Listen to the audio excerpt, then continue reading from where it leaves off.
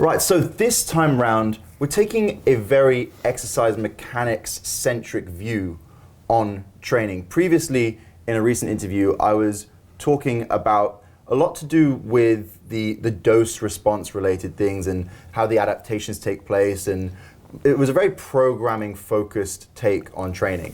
But this time, I'm sitting down with Tom Purvis to discuss a lot of the information that is out there regarding the mechanics of exercise. Now, the reason I'm talking to Tom is because he's just about the most experienced person you can find in the industry in this area in particular. His career spans at least 30 years, if I'm not mistaken. We're talking 1990 when you were involved in the founding faculty of the first personal training certification in the US. Well, I still had a mullet, so it was the end of the 80s. Okay. It was actually the first, it's arguably the first. I don't know that anybody really could say that here's the first national certification. I think most of them were very regional, though. This first ad that came out was in, well, the founder, Dr. Bob Goldman, had a relationship with the IFBB, and they're in Weider, and so he had ads in all the magazines, Muscle and Fitness and Flex and all that. So that's largely where the people came from, was the bodybuilding background initially.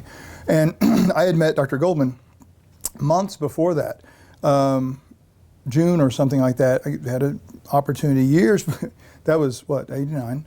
So starting in 86, I had this great opportunity to be part of what then was called Muscle Camp, that these guys created and brought in professional bodybuilders. And so if you stayed for the 5 days, you got to meet whomever, Lee Haney for a week or whatever the heck, right? Watch him eat and everything. So Dr. Goldman came and did his little steroid pitch lecture thing that he got made famous with his little book. And anyway, so I sat down, so I'm sitting at this table. And I went over and sat down after I'd already been warned that he was going to do this certification. And I just unloaded, here's what a trainer should know, here's what blah, blah, blah. And he goes, hey, you want to talk? So it was a mess. It was like 2 days and everybody had 20 minutes to do, which is what, nothing. So yes, I was brought in as part of the faculty for that inaugural National Academy of Sports Medicine certification, which was marketed internationally. Anybody that saw Muscle and Fitness or Flex, right? So it was all over the world. So you could say the first international certification and you would be accurate. Pretty much everything else was regional. ACE didn't exist back then. ACE didn't exist till actually 92. But yes, and then after that, I really became much more involved in the program because once again, I can't keep my big mouth shut for very long. So I said to him and the then director of the thing, man, we need some hands-on that's really organized. And I was drawing from my physical therapy school experiences and the way they created practicals for us, rotations, if you will, and the things I created for a couple universities. And I was an adjunct professor of biomechanics at a small PT school. And in that, I got to make my mistakes before I got on a bigger stage. You see what I mean? So anyway, by the next January of 90, the next program they did, I had already become the director of the hands-on stuff and had started developing the kinesiology / anatomy / biomechanics division, if you will. And what should the lectures be? Let's figure out how to integrate all these things, physiology, et cetera. And in this personal training program, there was interpersonal skills and marketing and all this other stuff, which, again, because I'm kind of biased, started getting pushed to the side a little bit as best I could. It's important stuff, but I just thought people should know what they're doing with someone more than they should worry about their hair. Yeah. So anyway, that's a long story made even longer. That's kind of what you're asking, I think. Okay, cool. And through that, obviously, something that you were a massive part of was the Bowflex infomercials. And then also you worked as a biomechanics and design consultant for a few of the leading equipment producing brands. The Bowflex thing started when 94, I started doing presentations. I was doing all these different conferences. There's an organization, I don't even know if it's still around, called IDEA, But ironically, back before, they were purely aerobics based in the beginning.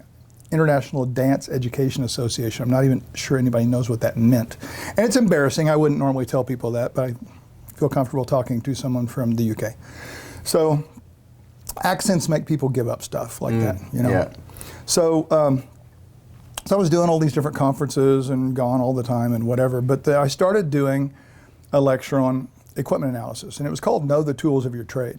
Because I was like, all these people are running around basically trying to use hammers and saws and basically hitting their clients and cutting their legs off, right, by analogy. They had no idea and took them for granted. Well, you just lift the thing. Well, you just sit on it and kick. In fact, people used to call leg extensions leg curls, kicks and curls. Okay. It's that stupid. Okay, and there was no evidence that there was any more insight into these things than that. So my first presentation on equipment there was Know the Tools of Your Trade. I did a commercial equipment analysis and a home equipment analysis. Well, that was the first thing that had ever been done like that at one of these conferences. And they had a small expo. So there was a variety of things, education-based, equipment-based, programming, all vendors. Right? Buy tubing, buy some whatever. And Bowflex was there. It was the very first time it had been to one of those things because they started a trainers division where the goal was to get trainers to use them with their clients, either in the client's home. I knew a lot of trainers that put them in the back of their Volkswagen and drove around and took them out and took them into people's houses and stuff. I was surprised, but they did it. And so the guy in charge of that trainer division came up to me, and it was a really small company, really small. Like if they sold 30 units a month, they had a pizza party. It was, compared to the fact that they were selling about 1,000 a day at some point, it was a big change. Further down the line. Way down the line. Okay. But he came up to me and said, hey, I've got this thing, will you come look at it in the booth? And I'm like, sure. So I show up and I go, I don't even know what to think. I've never seen anything like it. I kind of knew some physics of elastomers and that kind of stuff. But just like with tubing, you can't just pull on it and go, oh, it gets harder. It does, but you and I both talking often about the mechanics of the tubing's relationship to you. So the fact that it bends these rods doesn't necessarily mean the resistance is always getting harder. So really that stuff to me takes more than just walking into a booth and going, yeah. So I said, send me one. And by that point I had already done an infomercial, I believe. So people were always coming up to me and saying, what about equipment, what about equipment? Let me take a look at what I built. And I was like, well, send me one. It's usually junk, almost always junk. They just want an endorsement. They don't want an analysis. Yeah. Even though they want, we want you to evaluate this. No, you don't. You want me to say it's great. Yeah. So they actually sent me one. I had my business partner put it together because he didn't know what a screwdriver was. He didn't know there was a Phillips and a flathead. He didn't know anything, right? If he could put it together, then it was as easy as they claimed. You know what I mean? Okay. He was the two left-handed, analogy of left-footed dancers. Okay. But he put it together in like 30 minutes. And he said, come look at it, and start playing with it. And based on what I didn't know back then, I started making some suggestions. One of the things that was most amazing to me was it was the only piece of home equipment I'd ever seen that was supposed to be total body that actually had decent lower extremity resistance profiles. It actually felt the leg extension, outside of being made of lesser materials than commercial, it was as good as some of the best commercial equipment for leg extensions and leg curls. Because at that time, a lot of the stuff was almost, I remember you talking previously about a lot of the leg extensions were just, they got heaviest up here and then a lot of them did, at the bottom because they were just plate loaded and and this also eliminated inertial effects because it was an elastomer, right? Okay. So it had some things. And I had never done an elastomer-based leg extension or leg curl like most people hadn't. Mm-hmm. So that was part of the sensation. That was part of the, well, wait a minute, this is different kind of a thing. I made 3 suggestions, and I can only remember what 2 of them were, and called them up and told them, and they, in 5 days, I got new parts. Huh. Yeah, it was, and I was like, okay, this company is really serious. Given that, like I said, nobody else actually wanted their stuff evaluated, they instantly took it to heart and made the change. Okay. So that became a relationship that about a year later turned into an infomercial. And I have to give them credit because I wasn't any kind of TV personality. I'd been on one infomercial before, but largely because of an expertise. Mm-hmm. Not so much because, he sold mops last week, and then he sold little ShamWow. I love that. Yeah, you were there for credibility much more than that's what just they wanted. Personality, which is usually what they go for. And if I couldn't have delivered, it wouldn't have been possible. Yeah. balance. Yeah, and that's one of those things where the videos and the teaching I'd done before just immediately lent itself as experience towards a camera. Teleprompter was a new thing. But you effectively felt like you were teaching a camera about a piece of equipment. Yeah, and I'd done enough camera stuff that you're not looking at a camera. Just like when you're looking at an audience, I always picked out one person. Yeah. So the camera to me was somebody's face I could imagine or whatever. Anyway, yeah, so that thing went on to sell $1 billion, which was pretty good across one piece of across kit. 14 years, yeah. Jeez. Yeah. And the consulting that you were doing on equipment design for various companies, it was, you then worked with Cybex as well, if I'm not mistaken, and Nautilus. Cybex was first, and that was largely due to some of their sales reps finding benefit in my teaching at the National Academy of Sports Medicine. So some of them, in 1992, we did one in Los Angeles, and the Los Angeles sales rep came to it and thought he learned a lot about his own equipment. And how to use it, right? Okay. Because if he was going to go in and demo something, and you could get someone to have a different experience than they'd ever, not that they couldn't take that experience and translate it to other pieces of equipment, but this is where they first felt it. That first impression. And that's must be unique to that equipment, right? Sales. Yeah. So then it became this thing where they eventually it almost became like a mandate that you guys are going to kind of do this thing. And they were really bright guys. They were not sold used cars last week and now they're selling equipment. It was not that back then. They were badass, smart guys, okay? Super professional. So it was about, and I started teaching at their What kind of year sales is this? conferences. This was 92, and then by 93 I was teaching at their national and international sales conferences. So Okay. all their international distributors and all this kind of stuff. In 95 they asked me to actually go on the road for them. So I put together a one-day thing that did in conjunction with another more businessy guy that they were sponsoring at the same time. So twice a month I'd do that for a couple of years, but the big thing was that same year, one of my things is that I can't go do this unless you let me also play in the engineering junk. I got to be part of that side. And boy, did I learn about what you can and can't do in that design and development side of the thing. It never dawned on me before that this needed to make money. God forbid. Yeah. Yeah, so I'm like, look, this and this and this. And they're like, well, we can't really sell a $7,000 leg extension. As cool as that would be in the 1,900 adjustments you want to do, Yeah. the average person that makes any adjustments will tolerate 2. And most people do none. They will sit on it however it was before. And by the way, the weight is one of those adjustments. Right? Yeah, unless you're pitching this to NASA because it might get you to meet alien life forms, they're probably not going to come up with this random budget people for it. Right? have to, but people have to purchase it. Yeah. And they're not going to buy that. Yeah. You know, so that was a great lesson. And then the process for a real design, a real company where there's draftsmen and there's engineers and then there's industrial designers after that to make it look cool, and there's just all this stuff. And the problem is, if I was there before a prototype was made, they've made 2 prototypes and got it in manufacturing before I get to see it again. And they're like, see, we did what you said. And I'm like, no. And they're already too far down that path Can't at go that back. point. Yeah. They've already spent $100,000 and it's all over. Yeah. So that was a really interesting lesson, and I tried to interrupt that as they came out. The first line they came out with that I had some influence in across the board was called VR2.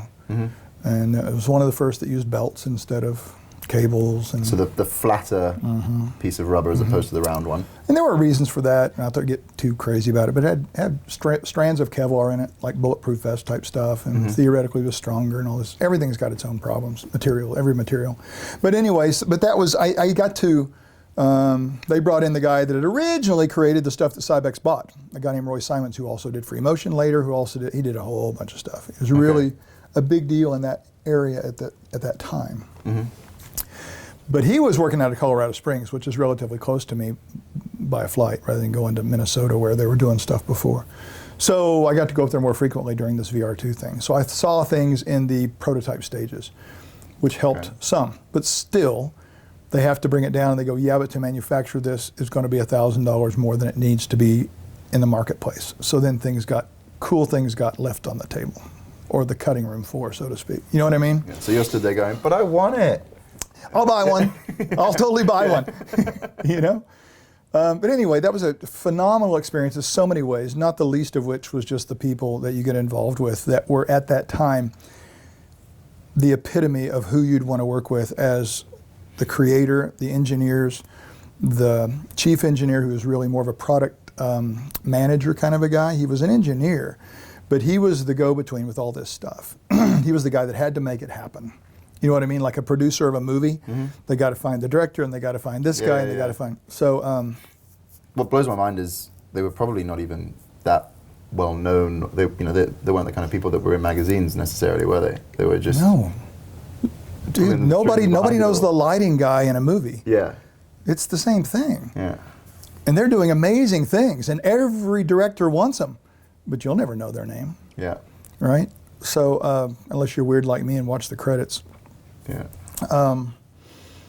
And they were largely thought of in across the world to be the best, except for people who were strong Nautilus aficionados, who were in the religion of Nautilus. Well, that became interesting because as my relationship with Bowflex continued to expand, Bowflex got so big, everybody thinks it's funny that home equipment company could ever make more than a commercial equipment company. Commercial equipment industry back then was maybe 700 million in the States. Home equipment was 7 billion. Wow, factor 10. 60% of the people have home equipment, whether they use it or not, something else. Yeah. 10% of the people go to gyms. Yeah. So it kind of starts to make sense when you think of it that way. Yeah. And it doesn't matter whether they turn it into a coat rack or not, they still buy it, right? And the coolest thing is they make some of them to fold up, not Bowflexes, fold up and put under your bed, because then you never have to worry about it again, ever, right? And hey, at least in those situations, as opposed to having a gym membership that they never used, they had a coat rack. At least, right? Once it got relegated to the garage, I think it was one notch from being out of the house forever. But Yeah. Bowflex bought, they changed their name. Bowflex product was still that piece of equipment. That twiddly dumbbell, right? I know, well, that was something way down the road Oh, okay. that they developed in-house, but they didn't buy that. They developed it, right?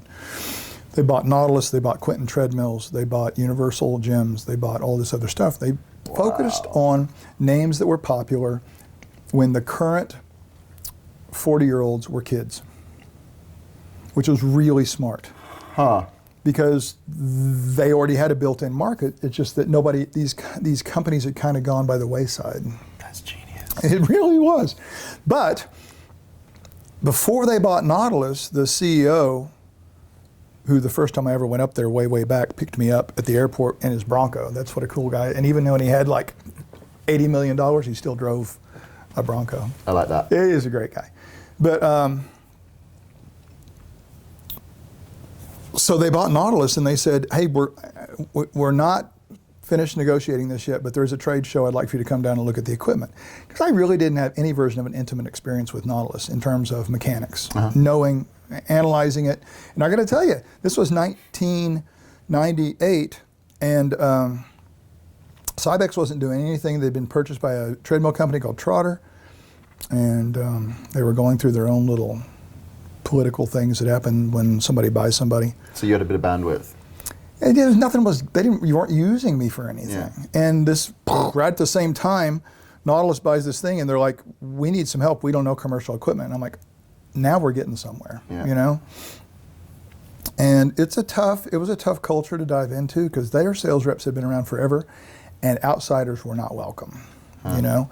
And they had relatively big names in the commercial equipment world as well as university names, books. So they had a guy named Ellington Darden who had written a lot of books, Nautilus training books and others. They had a guy named Wayne Westcott who had done probably more research on resistance training in practicality than anybody else. He's not sitting around worrying about what happens to the mitochondria. He was saying what happens to a senior when they do these 6 pieces. So, you know, I'm introduced to all these folks on a different level. I'd met some of them before, but now we're working together. And it was really interesting to try to win them over. It sounds very interesting as well that they were building equipment based around what they'd learned from research that they'd done themselves? Well, no. No? Well, they were doing research and building equipment. Let's not call it formal research. Okay. By the manufacturing, design, and anecdotal user experiences that they got from the people they trusted. Okay. That's probably the safest way to say it. Yeah, okay. And accurate. It's what a lot of people these days would call research, but yeah. Yeah, well, but I think it's in some ways the most valuable research, because you can't do legitimate, peer-reviewed, variable controlled research when you're dealing with humans anyway, especially in the way they execute an exercise. You know, and people say, oh, you just sit and push on the chest press machine. But you don't, because everybody pushes differently. And the variety of skill levels, are you testing NFL guys? Because they all used Nautilus back then. Are you looking at random housewives? You think that if we mix those up, there's going to be a bell curve. There's going to be two bell curves. Yeah. Right? Twin Peaks, if you will. That's a joke if you have never known the restaurant. So they had, I don't know if you're familiar with Arthur Jones, who actually created that company. Yes. The engineer who just retired last year got out of engineering school, went straight to them for a job, and was with them for 40 years. Last year. So he worked and fought with Arthur all the time. Arthur always wins. Anything Greg wanted to do that was a good idea got shoved aside because Arthur didn't want anybody else to have a good idea. After Arthur sold it and went to MedX, Greg started changing the cams. Less on Arthur's perceptions, which and very many times surprisingly was opposite of human strength throughout a range. And Greg started getting it closer and closer. And I think even to this, well, Nautilus virtually doesn't exist anymore. It exists as a brand, but it's not owned by anybody who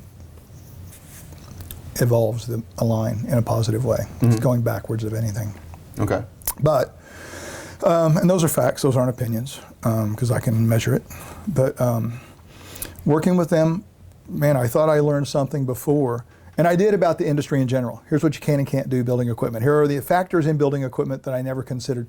But you get to Nautilus, and now we're talking profiles. Right or wrong, we're talking forces. Okay. We're talking perception of forces through the knee. And I'm bringing up some things very gingerly about, should we talk about that? Maybe, you know what I mean? But I learned from Ray Gianelli, who was an engineer at Cybex, and from Greg Webb, who was an engineer at Nautilus. I couldn't pay for that education because it's simply not available. That engineering plus, oh, by the way, it has to work, and we've built thousands of them. That's different than an engineer and then a professor who's never done anything except quote books and draw and solve equations. Yeah. It's a very different thing. But at that point you were also personally already quite deep into making your own stuff as well, right? You'd been building your own home equipment, you'd been... Yeah, because in 83, the gym that I loved, and it was a nasty, awesome gym, all homemade equipment from 60s probably, scraps of shag carpeting on the floor because it was cheap. You know, he probably went and got it out of a dumpster or something. And I don't know if you know anything about 60s shag carpeting, but the 60s colors were avocado green, harvest gold, some burnt orange. Yeah. It was nauseating. Why? And then the water fountain leaked, so the back in the back was kind of a swamp. Okay. There was no air conditioning. It was the best gym ever. It was just the place to grow up when you're 16 or whatever. You know what I mean? Yeah. Completely full of characters, not one normal person in the place. They all needed help, some kind of psychiatric stuff. Totally, which made it just the best. It was awesome. How'd you get a set done? You just spent half the time watching them all. It took a while to get past the entertainment value. Yeah. But that closed and was devastating. So I'm like, crap. So I first built a squat rack and a bench that was adjustable, because back then there was no bench that went flat to incline. Right? Yep. They were flat or they were incline. Okay. And they weren't adjustable for the most part. And then I was like, well, crap, I could take the top of the, so I taught myself to, actually one of my best friend's dad taught me to weld. And built a pull down off one side of it. And I thought, well, if I just hook up another cable and a pulley at the bottom, I could make a row. And then I thought, well, shit, I could use that as the source of weight stack for a leg extension. So I built a leg extension, leg curl combination thing like all of them used to be. Hooked that up to it. So I had this whole, I can make a preacher bench and do it off the cable. And so, yeah, it was, but long before, obviously 83 was long before 95 when I started working with Cybex. But I was building equipment, I was modifying equipment. I built easily 85% of the equipment for the first Gold's Gym that was here in Oklahoma City, and it looked like equipment. I mean, we were getting pretty good. Spray paint and everything. Didn't have any, we didn't have it powder coated. Okay. But certainly sandblasted and primered and all that stuff. So nice. it hung on. But the big thing was I didn't know. I knew from my experiences on original plate load equipment. Nobody started thinking hammer. But the original plate load, like if you had a leg extension where you'd sit on it and push on the bottom one, or you'd lay down and your feet would go into the top one, you'd just slide weights. It had two places for weights, right? And if everybody can envision, you're sitting back here and this is the bottom part, the top part, pads. You with me? Yeah. Well, for the most part, if you were doing leg extensions, you'd put weights down here, which means nothing maximal, which is the opposite of your quads. And for some reason, on leg curls, we put it up here. But then if you went too far, it would fall over. So people would put it just as a ballast out here, a counterbalance. Okay. But it just felt terrible. Yeah. It was the same as if you did everything with really heavy ankle weights, was basically the profile. Yeah. And I hated that so severely that I knew enough from what little bit of mechanics we had in physical therapy, and I just made cams that had the same radius all the way across, which felt amazing compared to what we all grew up on. So that was the first step, if nothing else, in figuring out how to make these things in my garage. Yeah. So that experience offered me a lot in terms of starting to work with a company. Number one, I appreciated the massive scale in which they could build things, cut things out, all this stuff, this laser cutting stuff, and everything was amazing. It also allowed me to have a language that I could talk to everybody from top to bottom, the upholstery guy, everybody. Because you'd done it. I'd done some version of it. It was the caveman version, but I'd done it, right? Gotcha. Profiles came later and they became integral to this thing. And as much as we can kind of think we can calculate profiles and we can measure strength in a human to some degree, pretty well, not with a weight, but the only way to really start understanding resistance profiles is to put people on the thing and to know what you're looking for. So despite all those experiences, since then is when I really, really, really learned about equipment, from saying, what if we're wrong? What if we were close, but wrong? What if we were all wrong in some cases? Because people get so stuck on, I've been doing it for 20 years, and they act like that's the end of the sentence. My book says this. I've been doing it for 20 years. My ego says this. How could I be wrong? I've been doing it for 20 years. I've been doing this my whole life. You kind of screwed up your whole life because you didn't at 20 years go, but what if I'm wrong? And then at 19 what if it could be better? What if I'm just in this mental, emotional ego rut? Yeah. Right? And so there's a guy that, professional bodybuilder, Ben Pekulski, who I've known for a while, and he's just one of these guys. It's like, in the end, he just got out of the game. But I never heard him ever go, I'm big enough. He never said, I'm smart enough. And he was just one of those really inspirational guys. It was like, yeah, you just don't stop, right? You may have inherent physiological or orthopedic things that make you stop in that physical realm. You don't keep throwing the shot put towards like a half mile. Yeah. So there are limitations, but people don't typically find those until they assume there's not any. Yeah, and I mean, it's what you're talking about here is taking that sort of athletic pursuit where you've got kind of numbers or you've got a visual representation that you're chasing, and when people don't achieve it, because it's very metric a lot of the time, they go, I haven't achieved it, well then I'm going to reevaluate. But when they don't have a particular metric kind of goal or standard to be going for, they take a very passive approach to that reevaluation process and just go, well, I'm making some sort of progress, or I must be doing things right. I'm not going to take a step back from this at the moment. And people always assume it's what they're doing that got them there. Yeah. they don't look at things as if the fact that everything has multiple influences, and you may be taking advantage of some that were handed to you that you're not aware of. So, and you think you built it all, and maybe you did and maybe you didn't. You know what I mean? You got lucky. The thing I was going to say, that really the interim there that I just realized is kind of important along the line of the ending of a career. Yeah. Bodybuilding was never a career. It was an obsession. For you? Okay. So what that's what led me to physical therapy school. So I started lifting weights in my dad's garage with a set that he bought in 1948. Okay. And I was 13. And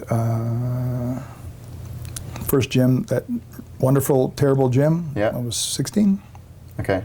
And started competing in the days when nobody was competing because it was a weird subculture of humans, you know? What year are we talking first comp? 83. Okay. And then won the state level thing in 85, went to Junior USA in 86, and it became really obvious that someone 6'2" was going to have to be 300 pounds to look like these guys in my same weight division that were 5'8".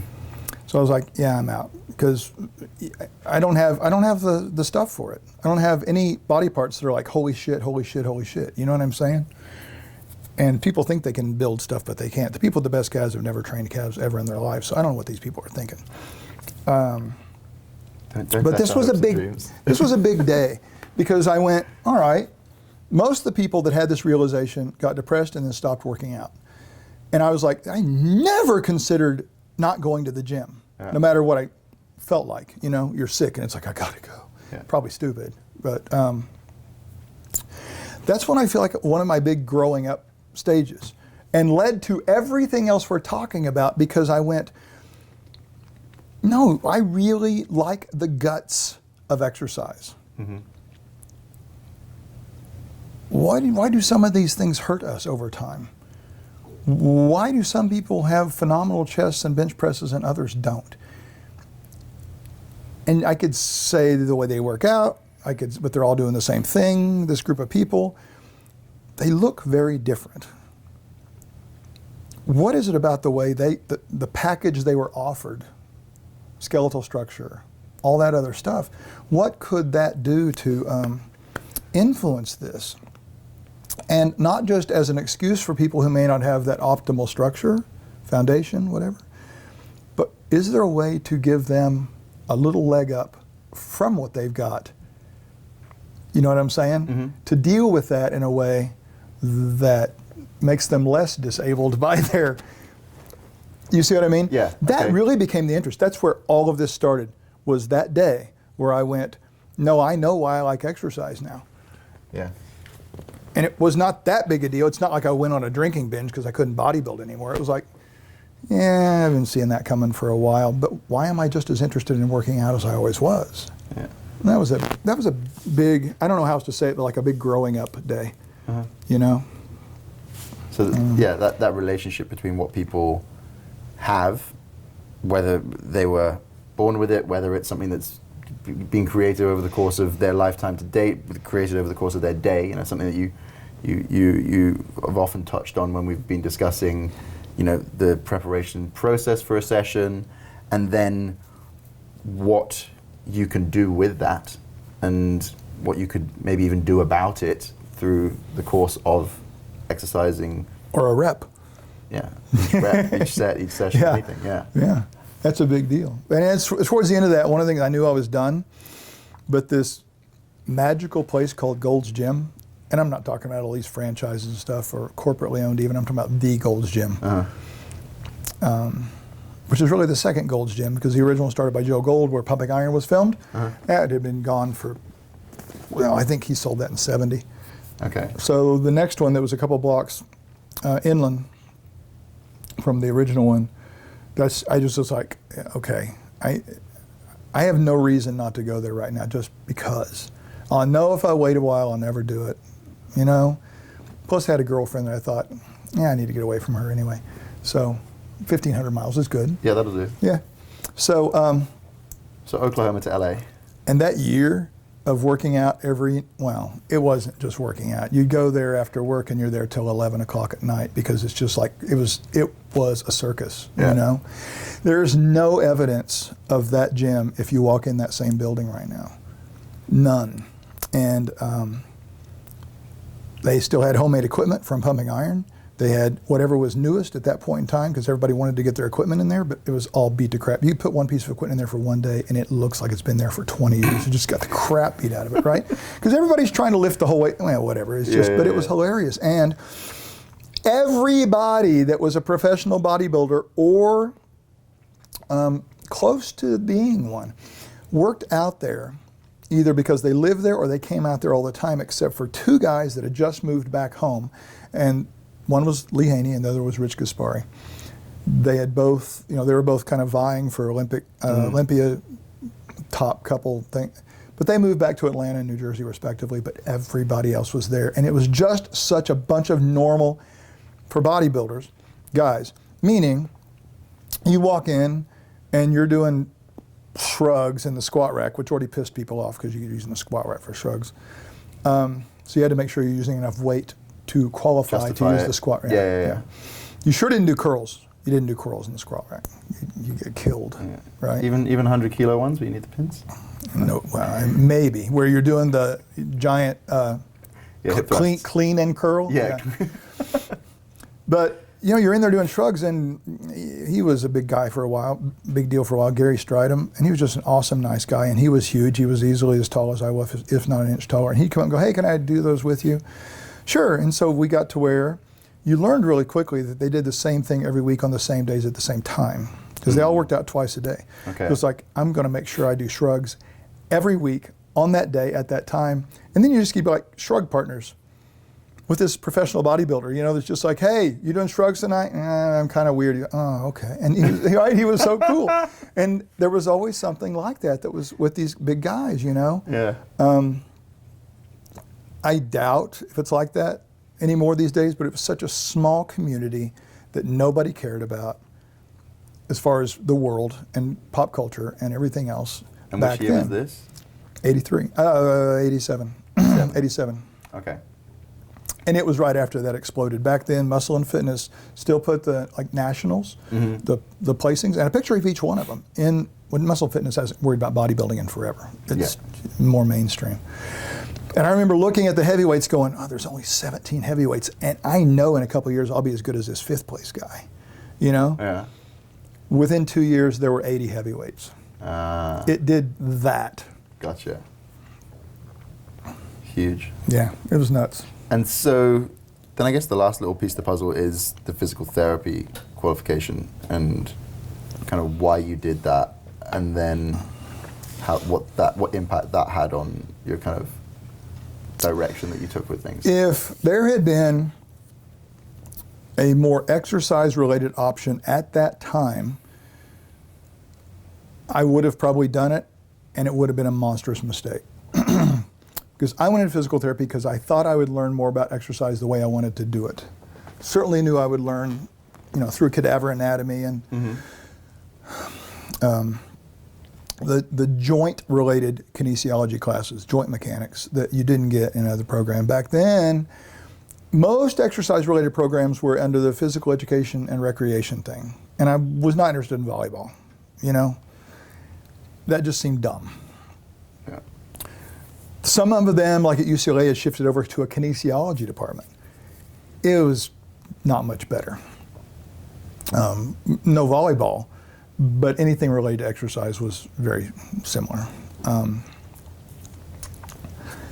So I went into physical therapy almost by happenstance and really hated school, fought with the teachers all the time.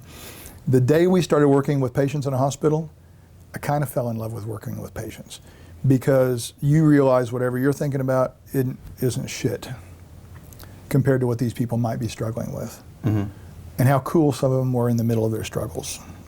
And you're like, all right, that really helps with perspective of all this stuff. But I still consider those two very different worlds because my first introduction to it, there was no exercise like I knew exercise or thought I knew exercise.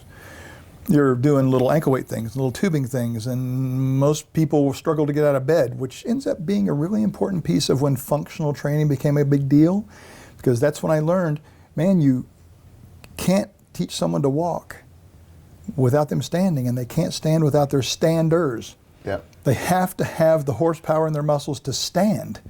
Yep, the components. Right? And that was so obvious to me because I had to deal with it every day. Yeah. It's just the way it was. Okay. So when in the 90s, when this functional training thing came along and said, no, it's got to look like what you're doing, I'm like, yeah, but you guys are spoiled because you're working with people that can already do it. Yeah.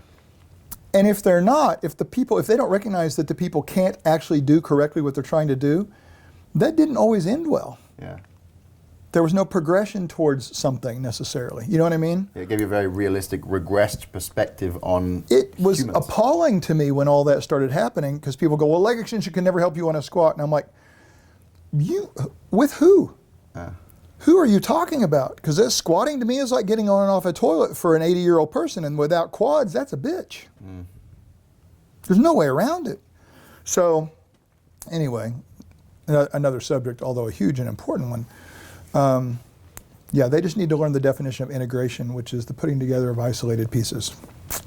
It's that simple. An engineer knows that. Your background, you know this. I mean, it's just the way it is. So, but then that practicing kind of career as a physical therapist and almost blurring the lines between a physical therapist and a personal trainer at times as well? Not till I chose to make that happen. Okay. Because the places I worked before I got my own place had such a variety of patients, which was a great experience, right? It wasn't just the orthopedics that lends itself more to personal training, understanding what's going on and so what I wanted what to years do. were you in that kind of situation? From school, from 83 until I started my own place, so like 88. Okay, so you did sort of 5 years Doing, of this miscellaneous little bit of... Great experience and everything, whether it was cardiac rehab, strokes, multiple sclerosis, cerebral palsy, head injuries. The list, I made a list the other day and I was like, this is too long and boring. This list is ridiculous. You know, whether it was just one person or two people, but every kind of limit. I remember this one guy I had when I started my own place. I was like, this is not supposed to happen. Where he was playing football, just out screwing around on a Sunday, you know, and gets hit from the front and the knee, and pile lifts up and his leg is bent this way. He's looking at his foot. Oh. He tore everything loose but his quad. His hamstrings, ACL, PCL, MCL, LCL, all of them gone. You know, in school they say, here's how to rehab an ACL. They never go, oh, what if there's nothing? Yeah. And then they had no choice but to try to piece some of that stuff back together, which they wouldn't have normally done back then. But otherwise, he had nothing. Yeah. He did incredibly well. But understanding progression was part of that. You didn't start with squats, man. And so those things completely altered an understanding of progression. Where is someone? What needs are there before goals to be met? You know what I mean? That type of stuff that fitness people absolutely don't have to deal with. And that's a huge problem because to me, the biggest population that needs help are the people that need help. And that's not rehab. That's just real people. Yeah. If these people could already do it, why do they need me for a trainer? But my background as a general, as a bodybuilder, as a CrossFitter, as a triathlete or whatever, in no way prepares me for the issues and understanding of another people's challenges and struggles in doing something. I think everybody who's going to work with someone else should have experienced personally that problem. I think every orthopedic surgeon should have every surgery they do. I'm being unrealistic here. Yeah. But do you understand the benefit of that? Yeah. To have joint replacements, which I've done, to have ACL tears and repaired, which I've done, to have ACLs and not repair them, which I've done. All these things, these are just huge things to recover from. And you get really easily, while everybody else who hasn't dealt with this stuff is either looking for a protocol or going, what do I throw at it? Maybe this will work. Oh, this is someone said this is a good exercise. Good for what, for who, for when, for why? Yeah. And without those questions, they are worthless in helping people at the level the person currently needs it. Got to start at zero and then see where they kind of meet. Seeing what they can do from the bottom versus here's where they are, as opposed to let's throw a bunch of stuff at them. We got to start taking it away because we're killing them. Most assessments are way beyond what most people can do, real people. And you're just taking that same view on sort of having worked with people in that whole spectrum, Yep. and going, even if someone walks in the room and I'm looking at them, they might sit here, I'm still probably going to start them here and make sure that they've got all the prerequisites. Because sometimes you're surprised at what you missed. Yeah. And even then, there's no such thing as an initial assessment that tells you everything. The exercise you attempt itself is an assessment on every fraction of every repetition, and if you're not paying attention, you're missing it. If you don't know what you're looking for, and you don't know what you're looking at, you're going to miss it. There's no way around it. It's like being blind and trying to figure out, what's happening. And you've also potentially missed a component somewhere in this realm that could have a very significant impact on whatever is taking place in the more complex stuff. More complex people, more complex training or more intense training. Right. Yeah. The more advanced, crazy stuff. Yeah. All has a foundation in the stuff that holds you together. Exactly. It's just that the people that are good at that, I think we mentioned earlier that some people don't know all the influences and what they can do. They think it's all about how hard they push themselves. Yeah. It's about the metrics. It's all about what holds you together. That's what I love about high-level athletes getting injured, because they instantly go to the bottom of the pile of ability. You know what I mean? Yeah. And we won't even go into how poor the rehab and stuff is in professional sports, because they don't, without their star out on the court, they don't have seats. They don't have fans in the seats. It's not about, does this guy get well? Yeah. So, yeah, and that's one of the biggest things that everybody needs to know about social media. Everybody. I have yet to hear anybody on social media say, well, for a lot of people that are functioning at a pretty high level, here's how they might do a bench press. Everything is about a general set of instructions or execution of an exercise. Independent, because they've never seen anybody who can't. Yeah. And their version of, well, we can fix that. Let's just put lighter weight on it. God, that's just so childish intellectually, logically, and complete lack of experience. I've had over 51,000 hours of working with people. If you worked 8 hours a day, 365 days a year, it would take you 17.3 years to catch up to me. Okay, and that's assuming I can get 8 people through the door every day. Every single day of the year. For an hour each. Not these 15-minute things, not this bullshit Zoom stuff where you can't actually see what every part of their body is doing in 3 dimensions. It doesn't work the same way. Where you can actually cue them by saying, can you feel this? There's just so many things. Get the feedback from Yep. that. Oh, you're doing leg extension. I can feel that it's crackling or crunching or whatever. I'm not saying I want to do that during an exercise, but let's figure out why you say this feels crummy and what might we do with it. This generalization of anything. Oh, I see people do this. No, you haven't. You don't know what you're looking at. Number 2, everybody should do this with their shoulder blades. Everybody should do this with their knees. Everybody should. It's like, this is nothing but evidence that they don't know what they're talking about. If they knew what's in my head, they would be so embarrassed. Well, they wouldn't, because they've all got Dunning-Krugers and they all think they're God no matter what. And they will not accept, nobody ever enters a discussion to have their mind changed, especially on social media. They are there to defend their ego, their supposed intelligence, their false empowerment to the end. And if they actually knew what they were doing, they would crawl in a hole and die out of embarrassment. Because everything they say, I don't just have one person in my history that can't do it. I have hundreds of people who couldn't have done that, at least not that day. Now, if we work with them for a year, they might get close. Some of them might exceed what they're saying. But they have no idea what they're imposing upon people. And the biggest problem with that are the poor, unsuspecting people who send emails and go, so-and-so says this, and so-and-so says this, what do you think? And I'm like, get educated. Figure it out yourself. Why do you want to rely on me? Because what they want to do is have me give them an answer so they can pretend to be smart and they feel comfortable inside because they've joined a team or my side or whatever, or they can. What are they going to do next time they hear 2 people absolutely disagree? The same thing. They're building an incredible pit of false empowerment. Yeah. By choosing teams, by asking others' opinions, when what they should be asking is, don't tell me what to think, teach me how to think. Yeah. That's a great quote from Neil deGrasse Tyson. You're far more empowered by learning how to think. Anything that tells you what to think, anybody that's willing to tell you what to think is, number one, not a teacher and not an expert. Because they don't know what they're doing as a master of something until they realize that it's how they think that solves problems. You can't solve a problem with what to think ever. What to think is a protocol. Every situation is different, and in each situation, the multiple influences, whichever one pops its head up the most is the one you might have to deal with, and it has nothing to do with the last situation. There's nobody with the same diagnosis that has the same problem. And should have no influence on the next situation either. You should not live by your own statistics. And what I mean by that is, I've worked with 100 of those people. Okay, but what did you miss? Yeah. That is the most important question. When you think someone else is wrong, the first thing you question, first person you question is yourself. And when you're really sure you're right, what am I missing? What am I missing? Because there's not a human in the world that's not missing something. That is how an Einstein gets to be an Einstein.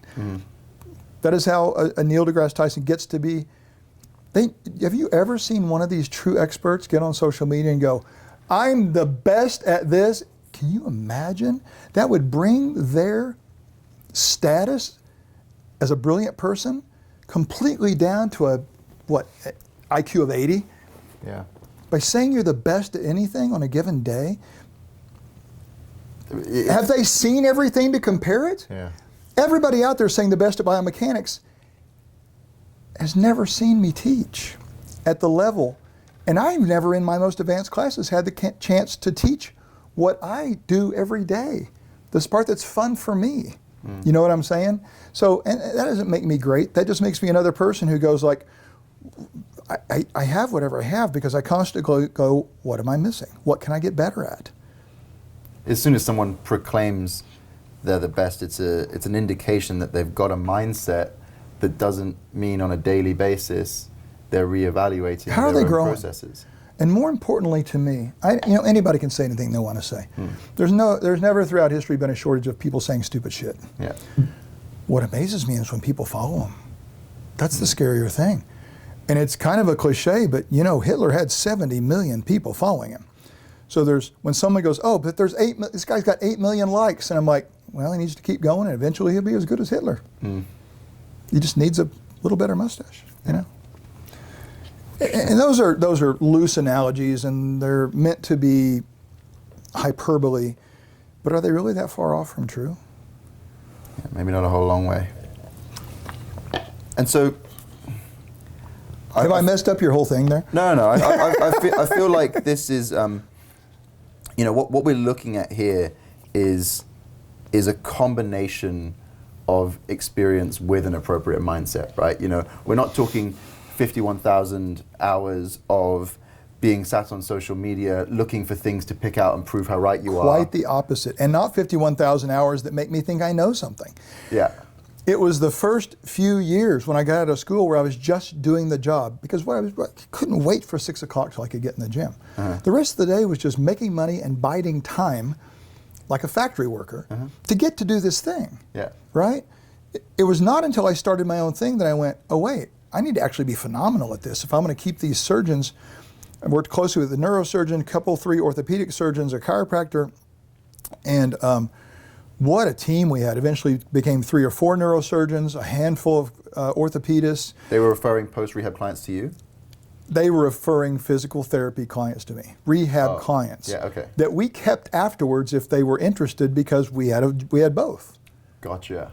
And we would have people that were just working out as kids and tear their ACL on Friday night. We knew exactly what they were like before they tore their ACL. So when anybody goes, your whatever was tight, so you tore your ACL, it's like, no, it wasn't. I just saw him yesterday. You don't know what you're talking about.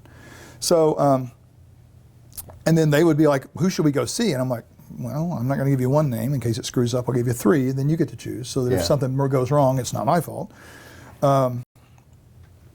But it's a set of experiences none of these people, the physical therapists that are on social media doing the same thing as the other, there's this book called The Cult of the Amateur. Okay. And that's really what social media has offered. Everybody gets to go spout their stuff. There's not a single original thing being said on social media. Everybody's talking about function, scapula, good or bad, do this or don't do this. Every one of them is saying something that has been said, well, for me 30 years ago or 20 years ago. Yeah. And a lot of it had to have been around before I was aware of anything. We love the idea that we're the first. and we almost never are. I watch people teaching segmental proportions and screwing it up. I watch people talking about scapula and making blanket statements. This is going to hurt your shoulder.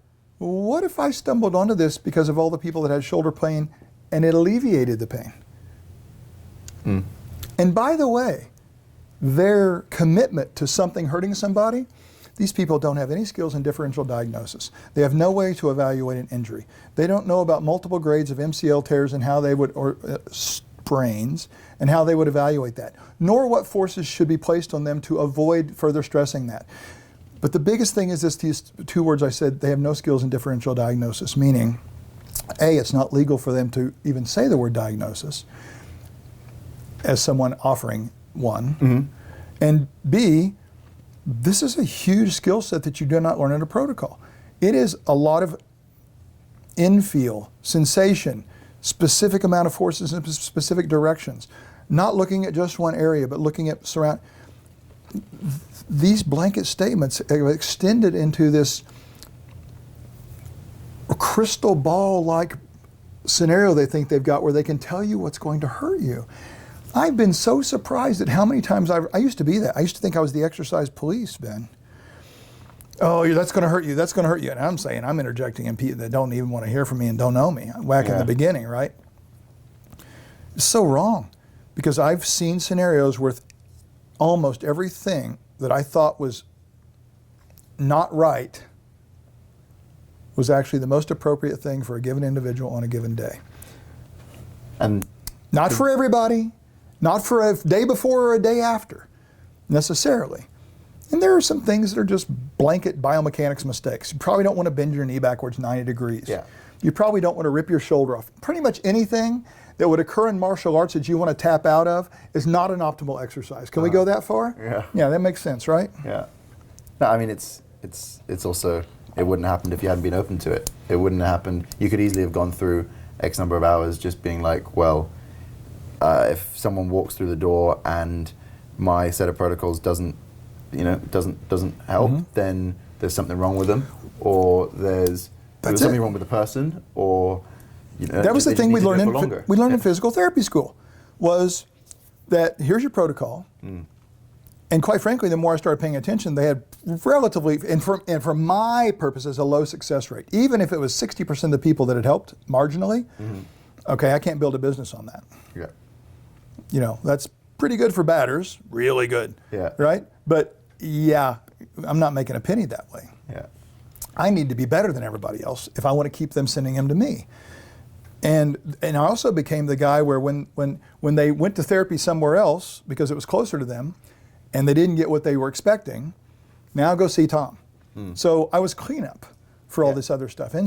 But we were taught, the patient's not adhering to his stuff, or they're apprehensive, or all these reasons, which all could be true. But you don't start out blaming the patient for what very well could be your inability to progress, for what could be you did too much too soon, or maybe you got to the point where you need to do more. Yeah. But there's evidence of that if you're paying attention, and it's not in the numbers. How far do I do this? 15 inches. How many do I do? 15. It's like, where'd you come up with that? What if at 3 they're messing up? Yeah. What if it's all inertia filled? Are they really strengthening? All these things that I almost never see physical therapists. Well, they're not standing there anymore. They've got 20 patients and they got to walk around. It's just a mess. And there's financial reasons for that, insurance company problems and everything else. But this is a huge problem. And yes, my 51,000 plus hours of experiences, I have to admit that the first 6 years of that were only experiences that showed me how stupid I was. That I was being mindless for other goals. But when the goal became that job on those people, not just the job, but my job I was doing for them as individuals, everything started to shift because I was like, why am I doing this? Because someone told me that I fought with in school? That's the most ludicrous thing. I was arguing with them every day and then spent 6 years doing what they said. What an idiot I was, right? Yeah. And so, but the other thing it offered me was experience that they were in fact somewhat misguided to offer me protocols. I could see reasons for protocols after post-op. You don't want to disturb this or that or the other thing, right? Yeah, you got like sort of, you want your bookmarks at either end of the shelf, right? But, where but you don't at 2 weeks when I'm supposed wild. to introduce this exercise, if the person can't do it yet, what am I doing? So that you're right. It wasn't 51,000 hours of rote, and it wasn't 51,000 hours of me being awesome.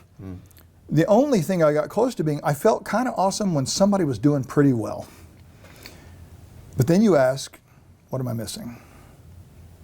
What am I missing? Always. And then you also go, okay, I like this. This did work. And that's the cool thing. The other big difference, right, between X number of thousand hours of just watching videos on social media and X number of thousand hours in practice where you're producing reports and you're documenting everything that happens because it's part of the way that you operate.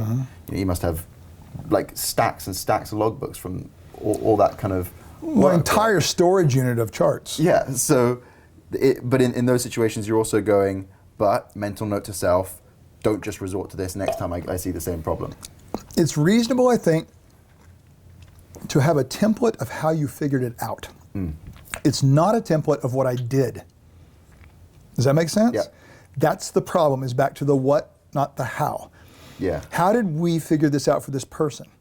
If we start with the same thought process and it ends up being the exact same thing we do for somebody else, it's not because we did that thing. It's because it worked out again. Yeah, you use the same thought process. That's always it. Why did this go so well? I thought about it this way. The problem with saying the word thought process is that about 1,000 people watch this and immediately start saying, it's about the thought process, and they'll have no earthly idea what that means. Yeah. And that soundbite world of social media drives me freaking nuts. So what I would do in all those cases, if they would come to me, I'd say, show me your thought process. And they go, well, it's a thought process. And I go, have at it. It's kind of like the guy on social media says, here's how you swim. You do this and you do it and then you breathe and it's like, jump in the water, dude. Well, no, jump in the water. Well, I'll drown. It's like, yeah, that's social media for you.